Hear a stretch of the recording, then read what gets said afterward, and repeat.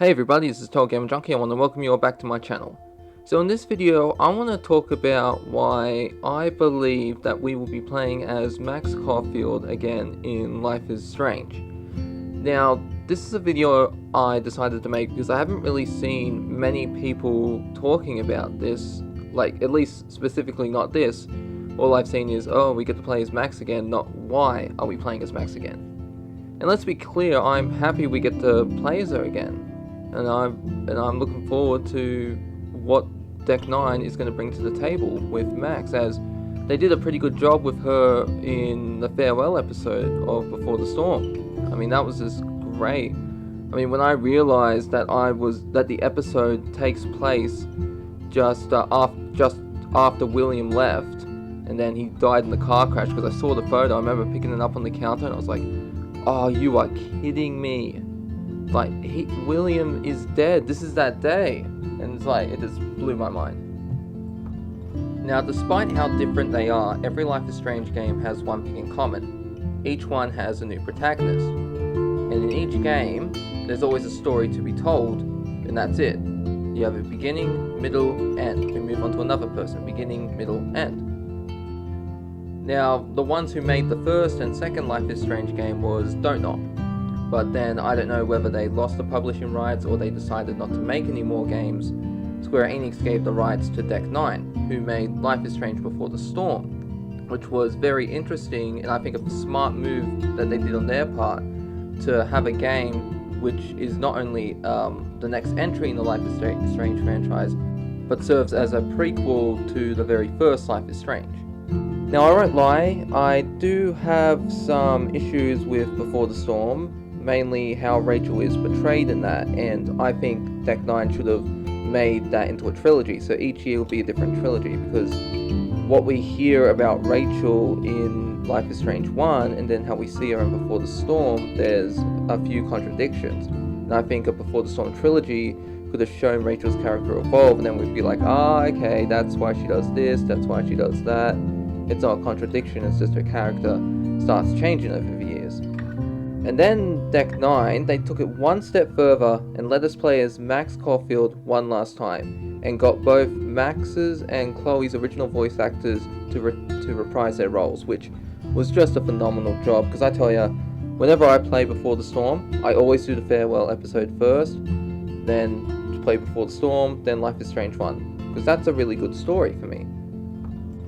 I mean, all the episodes are good, but it's just the way the farewell episode ends and then how it sets up for the storm, that's just how I like to play it. And then Deck 9 released their second Life is Strange game, True Colors, which was really, really good.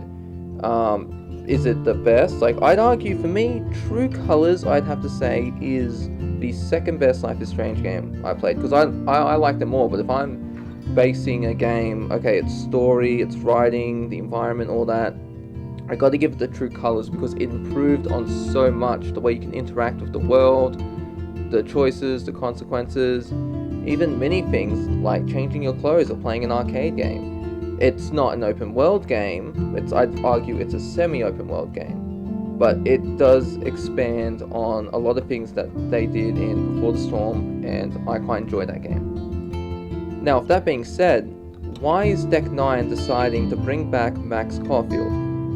Now, originally, as I mentioned before, every Life is Strange game was just a story of a single character and their journey. A beginning, middle, and an end. And why does Deck 9 decide to break this formula?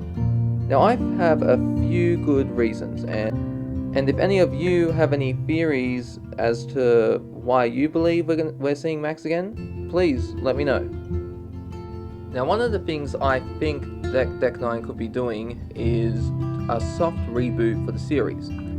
And it can work, because it's not as if they're eliminating anything that's happened. They're not like, okay, we're gonna reboot the franchise like Call of Duty did with the Modern Warfare trilogy. No, not that. They're simply bringing back Max and making her the focus of this story.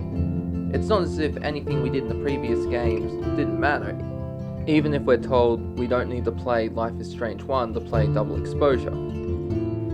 Now I can't for the life of me remember who from Deck 9 said that, but I found it to be an interesting choice of words. You don't need to play Life is Strange 1 to play Life is Strange Double Exposure. Why wouldn't I need to? Because clearly, if this is a game with Max, then shouldn't I know what happens in the previous game, if we're playing as Max again? Well, I think the reason for these words is it's a subtle hint that, and I hate to say it, but sacrificing Chloe will be the canon ending. And she may or may not have a brief cameo in this parallel universe. Maybe we could hear her talking to Max on the phone, or see some text messages, or even just some photos of him, like in Life is Strange 2, where David has a photo of Max and Chloe in his van. I mean RV, not van, apologies.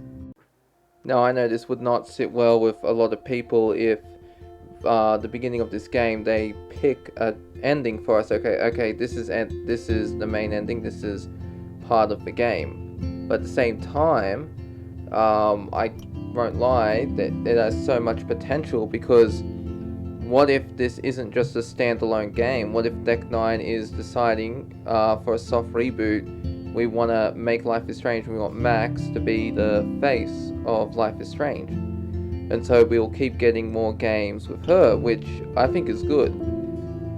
But at the same time, you're kind of putting all your eggs in one basket, so to speak, because I've said this before and I'll keep saying it, out of all the Life is Strange games, Life is Strange 2 for me had the best ending with Sean and Daniel, because what's interesting, I'd say Life is Strange 2's story is the more interesting of all the others, because the protagonist, Sean, doesn't have any powers. It's his younger brother Daniel, and we have to guide and mentor Daniel, or we can just be like, nah, do whatever you want.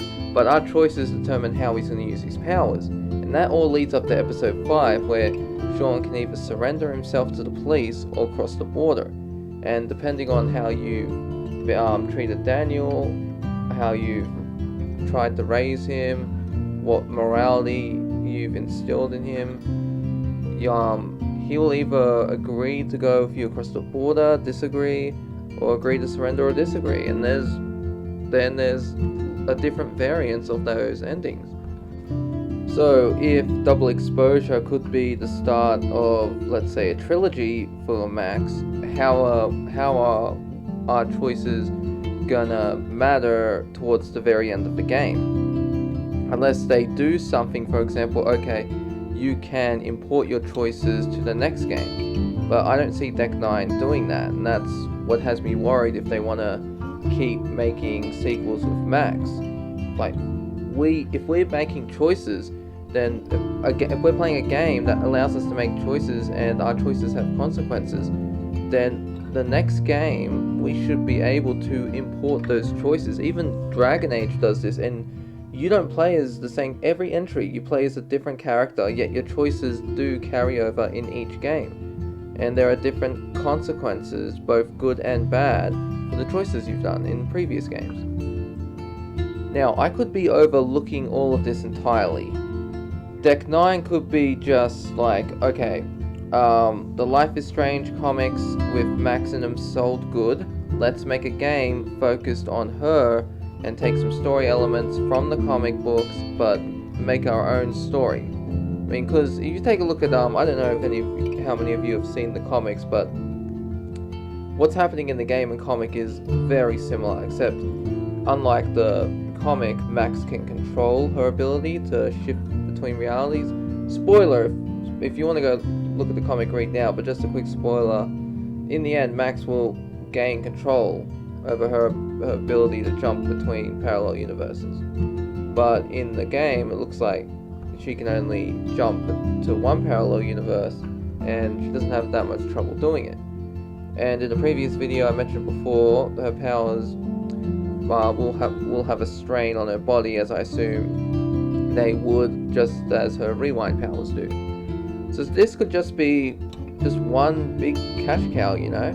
Okay, the comics did good, we want to keep building off that, and we have if we bring Max back, then this will get us more money, you know, because at the end of the day, these companies do, it's not just about making a great game. You can make a great game and not have it sell good, you know, and vice versa, make a crappy game but it sells good, and until people realize it's a crap game and then don't buy it, but you know what I mean.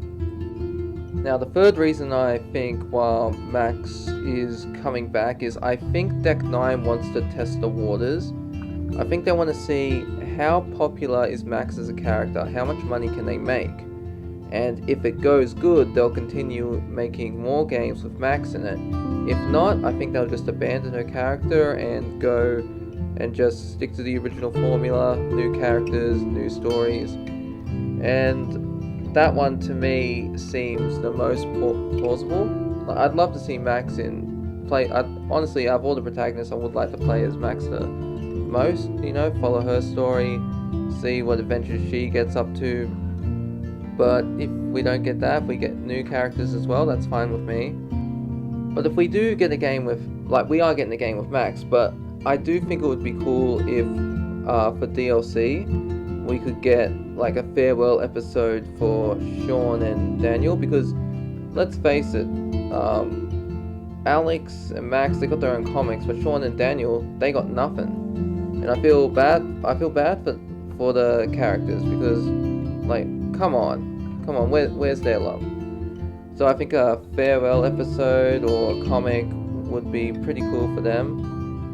They are, I'd say, underrated characters, especially Sean. But yeah, that's really all I wanted to talk about in this video.